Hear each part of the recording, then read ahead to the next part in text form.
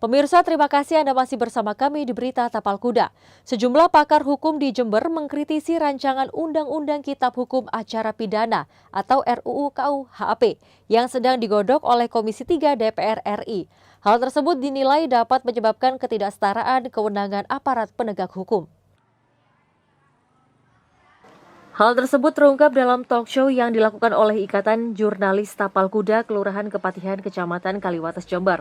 Dalam forum tersebut mengundang 3 pakar hukum yakni Profesor Dr. M. Nur Harisudin selaku Ketua Asosiasi Pengajar Hukum Tata Negara, Hukum Administrasi Negara atau APHTN, Han Ahmad Suryono SH MH, Dekan Fakultas Hukum Unmu Jember, dan Lutfian Ubaidillah SH MH, Perwakilan DPC Pradi Jember. Dikemas dengan tema diskusi publik, IJTI Talks kali ini membahas RUU KUHP yang menuai berbagai kontroversi dari pakar hukum di Indonesia. Dalam diskusi, para pakar mengkritik beberapa persoalan, mulai usulan dari pasal per pasal, hingga mempertanyakan tidak terciptanya kesetaraan kewenangan dalam penyidikan perkara.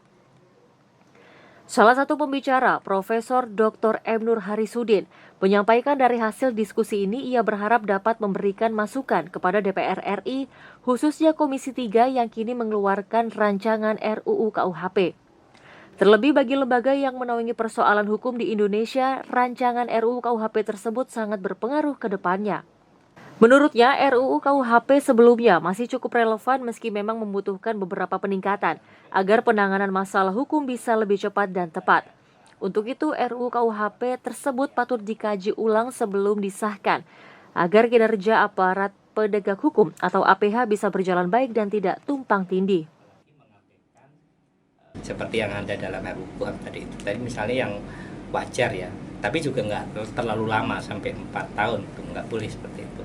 Ini cara untuk mengukur integritas para aparat penegak hukum, tidak bisa bermain kemudian sembarangan diulur-ulur waktunya, ini tidak terjadi sehingga hukum bisa seperti yang kita harapkan bersama. Ketua IJTI Korda Tapal Kuda Tommy Iskandar berharap diskusi ini turut mengedukasi masyarakat, selain itu bisa menjadi sarana dan referensi bagi masyarakat serta para pihak terkait dalam mengawal rancangan Undang-Undang Kitab Hukum Acara Pidana. Harapannya memang tidak ada tumpang tindih tugas dan kewenangan di antara APH, sehingga produk-produk hukum yang dihasilkan nantinya bisa menjadi produk hukum yang benar-benar menjunjung tinggi keadilan bagi seluruh rakyat Indonesia. Lutfi Kurohman, JTV.